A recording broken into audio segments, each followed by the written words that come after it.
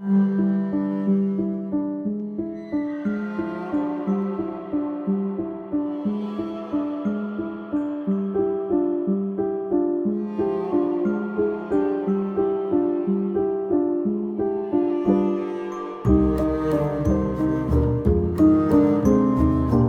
que levanto el alternativo, sus pendientes, sus tatuajes. Y le digo, ¿pero tú no querías ser una pareja abierta?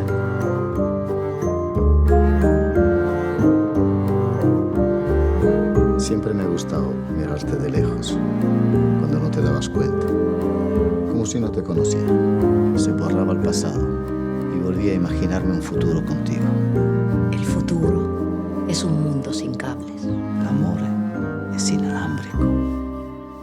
Ahora se dice wireless.